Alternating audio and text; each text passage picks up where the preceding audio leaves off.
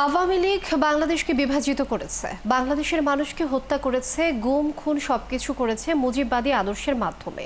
তাই মুজিববাদ আর মুক্তিযুদ্ধ এক নয় বলে দাবি করেছেন জাতীয় নাগরিক পার্টির আহ্বায়ক নাহিদ ইসলাম। সন্ধ্যা ৬টার দিকে রাজবাড়ী শহরের ১ নম্বর রেলগেট এলাকায় শহীদ মুক্তিযোদ্ধা স্মৃতি চত্বরে আয়োজিত পথসভায় তিনি জানান, আওয়ামী লীগ কেবল একটি রাজনৈতিক দল নয়, এটি একটি সন্ত্রাসী সংগঠন। তার থেকেও বড় বিষয়, এটি একটি ফ্যাসিস্ট মতাদর্শ। এই আদর্শকেও পরাস্ত করতে হবে। যারা বাংলাদেশকে দিল্লির হাতে তুলে দিয়ে তাবেদারি রাষ্ট্রে পরিণত করেছিল, তাদের হাত থেকে রক্ষা করে সার্বভৌমত্ব বাংলাদেশ প্রতিষ্ঠা করতে হবে।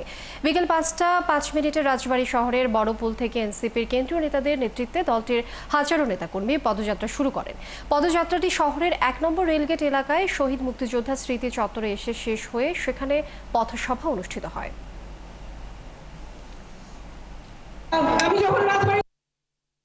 আমাদের প্রত্যেকটা মানুষ, প্রত্যেকটা বিপ্লবী সন্তান যারা নতুন বাংলাদেশের স্বপ্ন দেখে, তারা কেউ না কেউ আবার নাহিদ হয়ে উঠে উঠবে। এই আমাদের ৫৪ বছরের বাংলাদেশে এই স্বাস্থ্য ব্যবস্থা আমরা চাই না।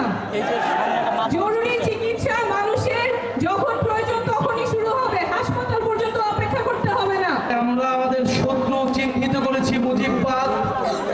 এই মুজিববাদী আদর্শ আওয়ামী লীগের গোড়া, বাংলাদেশকে বিভাজিত করেছে, বাংলাদেশের মানুষদেরকে হত্যা করেছে, গুম খুন সবকিছু জায়েজ করেছে এই মুজিববাদী আদর্শের মাধ্যমে।